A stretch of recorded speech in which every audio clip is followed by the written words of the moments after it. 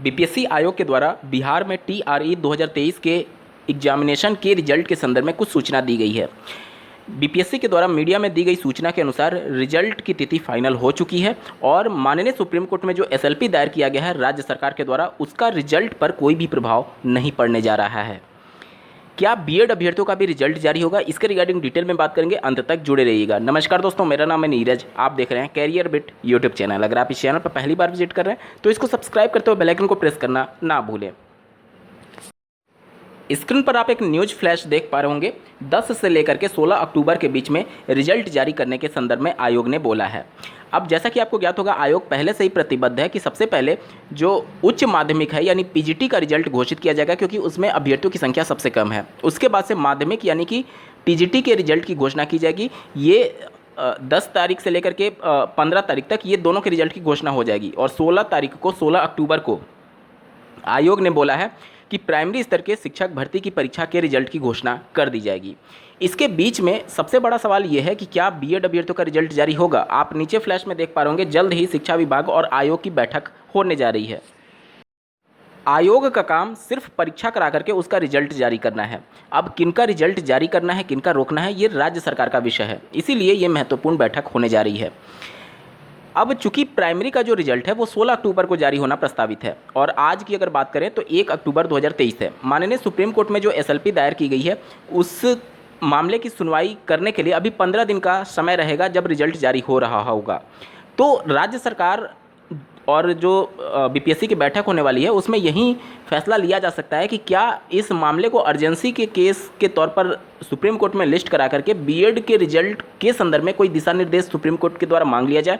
क्योंकि आपने देखा होगा कि जो 3 जज के द्वारा ऑनरेबल जस्टिस के द्वारा जो श्री भगवान कृष्ण जी की याचिका पर फैसला दिया गया, उसमें उन्होंने सुप्रीम कोर्ट ने साफ शब्दों में लिखा था कि नोटिफिकेशन के बाद जितने भी स्टेप्स उठाए गए हैं वो सब कुछ इनवैलिडेट कर दिए जाते हैं।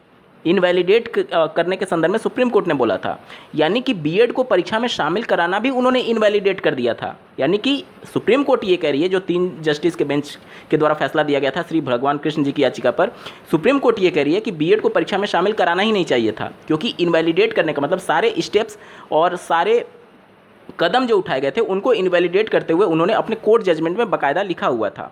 तो राज्य सरकार हो या फिर बीपीएससी आयोग हो, निश्चित तौर पर सुप्रीम कोर्ट के दिशा निर्देश का वेट कर रही होगी और उनकी प्राथमिकता होगी कि जल्द से जल्द इन 15 दिनों में इस केस को लिस्ट करा करके एटलीस्ट रिजल्ट के संदर्भ में परमिशन मांग लिया जाए।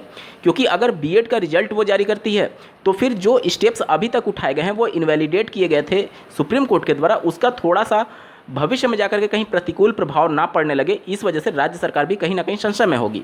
और जहाँ तक बात है माध्यमिक और उच्च माध्यमिक के रिजल्ट की, उसका तो कोई प्रभाव ही नहीं पड़ने वाला है, उसका तो इससे कोई लेना देना ही नहीं है। तो यही हो सकता है कि देखिए, और दूसरा ये हो सकता है कि बीपीएससी आयोग स्टार्टिंग से ये कह रही है कि अगर कोई एक बार फॉर्म भर देता है तो उसको परीक्षा में शामिलित करने का उसका अधिकार होता है। उन्होंने पहले भी कहा था मीडिया में। अब अगर वो परीक्षा में सम्मिलित होता है तो फिर रिजल्ट जारी करने का भी या फिर अपना रिजल्ट देखने का भी उसका अधिकार है। तो इस तर्क के साथ अगर आयोग आगे बढ़ती है तो वो रिजल्ट जारी कर सकती है। क्योंकि बीएड को चयन देना या ना देना वो राज्य सरकार का विषय है। आयोग अपने स्तर पर, उन्होंने पहले भी कहा था कि अगर किसी ने आवेदन किया है, एडमिट कार्ड जारी हुआ, तो उसका हक है कि वो परीक्षा दे। अब वो ये भी कह सकते हैं कि अगर किसी ने परीक्षा दिया है तो उसका हक है कि वो परीक्षा में कैसा परफॉर्म किया है वो जान सके।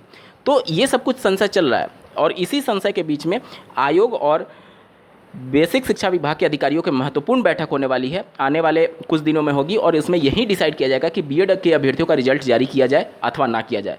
तो राज्य सरकार भी कदम इसमें फूंक करके रख रही है। वो सुप्रीम कोर्ट के दिशा निर्देश के संदर्भ में जल्द ही इस केस को लिस्ट करा सकती है और संभावनाएं भी हैं, क्योंकि जो एसएलपी दायर की गई थी उसमें जो भी डिफेक्ट्स थे वो दूर कर लिए गए हैं और अब जल्द से जल्द ये रजिस्ट्रार के पटल पर जाएगा और वहाँ से अप्रूव होने के बाद से ये सुप्रीम कोर्ट के ऑनरेबल जस्टिस के पटल पर जाएगा और वहाँ से चीज़ें थोड़ी सी क्लियर आउट होंगी। इस वीडियो को देखने के लिए आपका बहुत बहुत धन्यवाद। भगवान करे आपका दिन शुभ हो।